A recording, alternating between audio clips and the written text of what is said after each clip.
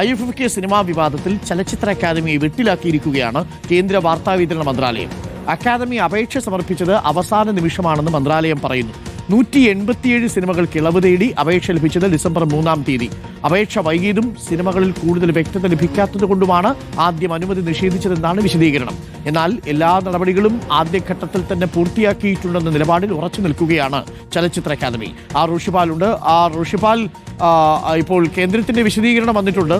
കേന്ദ്രത്തിന്റെ വിശദീകരണം പറയുന്നത് നേരത്തെ തന്നെ ഇതിനെല്ലാം അനുമതി, ഈ സെൻസറിങ് എക്സെപ്ഷൻ വേണ്ട സിനിമകളുടെ ഡീറ്റെയിൽസ് കൊടുക്കണം. ആ സിനിമയുടെ കഥാതന്തു, അതിൻ്റെ പ്രമേയം, ഇത്തരം കാര്യങ്ങളൊക്കെ വാർത്താവിതരണ മന്ത്രാലയത്തെ അറിയിക്കണം. അപ്പോഴാണ് സെൻസറിങ് എക്സെപ്ഷൻ കൊടുക്കണോ വേണ്ടയോ തീരുമാനിക്കുക, പ്രദർശനാനുമതി കൊടുക്കണോ വേണ്ടയോ എന്നുള്ള കാര്യത്തിലെല്ലാം തീരുമാനമെടുക്കുക. എന്നാൽ ഇതിൽ ചലച്ചിത്ര അക്കാദമിക്ക് വീഴ്ച പറ്റിയിട്ടുണ്ട് എന്നാണോ ഇപ്പോൾ വാർത്താവിതരണ വകുപ്പ് മന്ത്രാലയത്തിന്റെ വിശദീകരണം? Roshi, good morning Roshi. Good morning Arunkumar. ഈ ചലച്ചിത്രമേളയുമായി ബന്ധപ്പെട്ട സിനിമകൾക്ക് പ്രദർശനാനുമതി നിഷേധിച്ചത് വിവാദമായതിന് പിന്നാലെയാണ് കേന്ദ്ര വാർത്താവിതരണ മന്ത്രാലയം ചില വിശദീകരണങ്ങളുമായി മുന്നോട്ട് വരുന്നത്. ഡിസംബർ 12-നായിരുന്നു ചലച്ചിത്രമേളയ്ക്ക് തുടക്കമായത്. പക്ഷേ 2-ാം തീയതി മാത്രമാണ് ഈ ഇളവ് ആവശ്യപ്പെട്ടുകൊണ്ട് അപേക്ഷ സർക്കാരിന് മുന്നിലേക്ക്, വകുപ്പിന് മുന്നിലേക്ക് എത്തിയത്.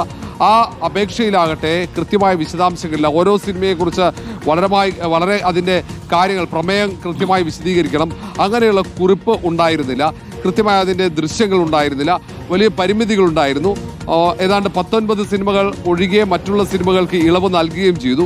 ഈ 19 സിനിമകളുടെ കൂടുതൽ വിശദാംശങ്ങൾ ആവശ്യപ്പെട്ട് ചലച്ചിത്ര അക്കാദമിക്ക് IFFK സംഘാടകർക്ക് മറുപടി നൽകിയിരുന്നു. അതിൻ്റെ വളരെ പെട്ടെന്ന് തന്നെ കൂടുതൽ വിശദാംശങ്ങൾ നൽകണമെന്ന ആവശ്യമാണെന്ന് മുന്നോട്ട് വെച്ചത്.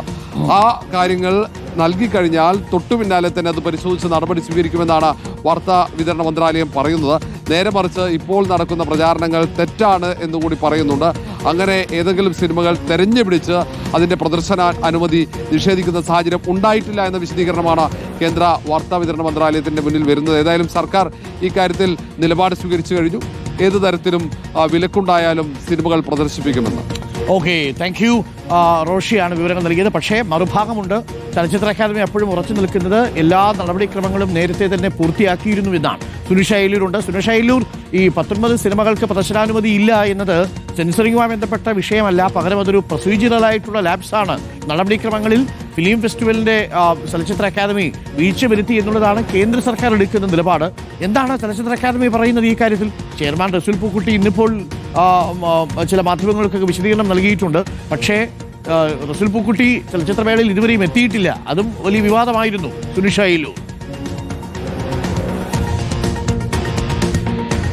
അരുൺ, അതെ, അതിൽ ഏറെ പ്രധാനപ്പെട്ടത് ഈ വിലക്കുമായി ബന്ധപ്പെട്ട കാര്യം തന്നെയാണ്. കഴിഞ്ഞ ദിവസം ഈ വിലക്ക് വന്നപ്പോൾ തന്നെ ചില വിമർശനങ്ങൾ ചലച്ചിത്ര അക്കാദമിയുടെ ഭാഗത്തു നിന്നും ചില വീഴ്ചകൾ ഉണ്ടായി എന്നുള്ള വിമർശനങ്ങൾ ഉയർന്നിരുന്നു. അപ്പോൾ തന്നെ നമ്മൾ ചലച്ചിത്ര അക്കാദമിയുമായി ബന്ധപ്പെട്ടവരോട് സംസാരിച്ചപ്പോൾ അവർ പറഞ്ഞത് ഒരു തരത്തിലുള്ള വീഴ്ചയും സംഭവിച്ചിട്ടില്ല എന്നുള്ളതാണ്. അതായത് ഡിസംബർ 3-ാം തീയതിയാണ് 187 സിനിമകൾ ഇത്തരത്തിൽ പ്രദർശനാനുമതി ആവശ്യപ്പെട്ടുകൊണ്ട് കേന്ദ്ര ഈ ബ്രോഡ്കാസ്റ്റ് മന്ത്രാലയത്തിന് അയക്കുന്നത്. ഒപ്പം തന്നെ കൃത്യമായ സിനോപ്സിസ് അടക്കം അയച്ചിരുന്നു എന്നുള്ളതാണ് ചലച്ചിത്ര അക്കാദമി പറയുന്നത്. പക്ഷേ ആദ്യഘട്ടത്തിൽ 150 സിനിമയ്ക്ക് അനുമതി നൽകുന്നു, പിന്നീട് വീണ്ടും അനുമതി തേടി എന്നുള്ളതാണ് കേന്ദ്ര മന്ത്രാലയം പറഞ്ഞത്. അതിന്റെ പശ്ചാത്തലത്തിൽ 50-ഉം പിന്നീട് 18 സിനിമകൾക്കും നൽകി. പക്ഷെ 19 സിനിമകൾക്ക് മാത്രം നൽകിയില്ല എന്നുള്ളതാണ് ചലച്ചിത്ര അക്കാദമി പറയുന്നത്. സാധാരണ രീതിയിൽ ഇതേ പ്രൊസീജിയർ തന്നെയാണ് പിന്തുടർന്നിട്ടുള്ളത് എന്നുള്ളതാണ്. അതായത് കഴിഞ്ഞ വർഷവും അതിന് മുന്നേയുള്ള വർഷവുമെല്ലാം ഇത്തരത്തിൽ തന്നെയായിരുന്നു. കഴിഞ്ഞ വർഷം റസൂൽ പൂക്കുട്ടി തന്നെ ഈ ബ്രോഡ്കാസ്റ്റ് മന്ത്രാലയത്തിന് നൽകിയിരിക്കുന്നതിൽ പറയുന്നത് ഈ ഡിസംബർ 3-നാണ് ഇപ്പോൾ നൽകുന്നത്. കഴിഞ്ഞ വർഷം ഡിസംബർ 2-നായിരുന്നു നൽകിയത് എന്നുള്ളതാണ്. അത്തരത്തിൽ കഴിഞ്ഞ വർഷം എങ്ങനെയാണോ അതേ രീതിയിൽ തന്നെയാണ് ഇത്തവണയും ചെയ്തിട്ടുള്ളത്. പക്ഷേ എങ്ങനെയാണ് ഈ 19 സിനിമകൾക്ക് മാത്രം ഒരു വിലക്ക് വന്നത് എന്നത് മനസ്സിലാകുന്നില്ല. അത് കേന്ദ്രം ഒരു കൃത്യമായ നിലപാട്, ഇതിൽ വലിയ ശക്തമായി തന്നെ ഒരു വിലക്ക് വരുന്നത് കൊണ്ടാണ്. കൃത്യമായി പലസ്തീൻ പാക്കേജിൽ ഉൾപ്പെട്ട സിനിമകൾക്കാണ് നിരോധനം വന്നിട്ടുള്ളത്. മറ്റൊന്ന് ഈ ഭരണകൂട ഭീകരതയ്ക്കെതിരെ സംസാരിക്കുന്ന വിഷയങ്ങൾക്കൊക്കെയാണ് ഇപ്പോൾ ഇത്തരത്തിലൊരു വിലക്ക് വന്നിരിക്കുന്നത്. അതുകൊണ്ട് തന്നെ കൃത്യമായ രാഷ്ട്രീയം അകത്ത് വെച്ചുകൊണ്ട് തന്നെ രാഷ്ട്രീയ അജണ്ടയോടുകൂടി തന്നെയാണ് കേന്ദ്രം ഇത്തരത്തിലുള്ളൊരു പെരുമാറ്റം നടത്തുന്നത് എന്നത് തന്നെയാണ് ചലച്ചിത്ര അക്കാദമി പറയുന്നത്. അതിന്റെ പശ്ചാത്തലത്തിൽ ഏതായാലും എല്ലാ സിനിമകളും പ്രദർശിപ്പിക്കുന്നുണ്ട്. ഇന്നും 6 സിനിമകൾ, കഴിഞ്ഞ ദിവസം വിലക്കിയ 6 സിനിമകൾ ഇന്ന് പ്രദർശനത്തിന് എത്തുന്നുണ്ട് എന്നുള്ളതാണ് അരുൺ. Thank you Suneesha.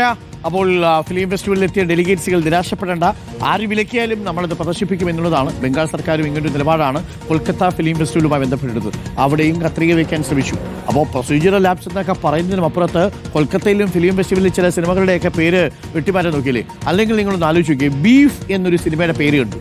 അതിന് നമ്മുടെ നാട്ടിലെ ബീഫുമായിട്ട് ഒരു ബന്ധവുമില്ല. അത് ആ സിനിമയുടെ ഒരു പേരാണ്. അതിൻ്റെ പ്രമേയവും നമ്മുടെ ഇന്ത്യ നാട്ടിൽ നടന്ന ബീഫിൻ്റെ വിവാദവുമായിട്ട് ഒരു ബന്ധവുമില്ല. പേര് കണ്ടുകൊണ്ടു ബീഫ് കൊടുക്കാൻ പാടില്ല. ഈ ബീഫ് സിനിമയുടെ പേരാണ്. അത് സിനിമയുടെ പ്രമേയമേ അല്ല എന്നുള്ളതാണ്. സ്പാനിഷ് സിനിമയായിരുന്നു, സിനിമ മാറ്റിവെച്ചു. പലസ്തീൻ 36 മറ്റൊരു സിനിമയാണ്, അത് മാറ്റിവെച്ചു.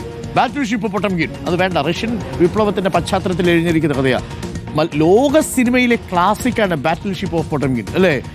ആ സിനിമയാണ് മാറ്റിവെക്കാൻ തീരുമാനിച്ചത്. അപ്പം അതൊന്നും അത്ര ന്യായമായ കാര്യമല്ല. എന്നാലും സംസ്ഥാന സർക്കാർ ധീരമായ നിലപാടെടുത്തു. വരുന്നിടത്ത് വെച്ച് കാണും. ആ സിനിമ എന്തായാലും ഡെലിഗേറ്റുകളെ കാണിച്ചിരിക്കും എന്നുള്ളതാണ് തീരുമാനം. ആ തീരുമാനത്തിന് പ്രത്യേക കൈയടി.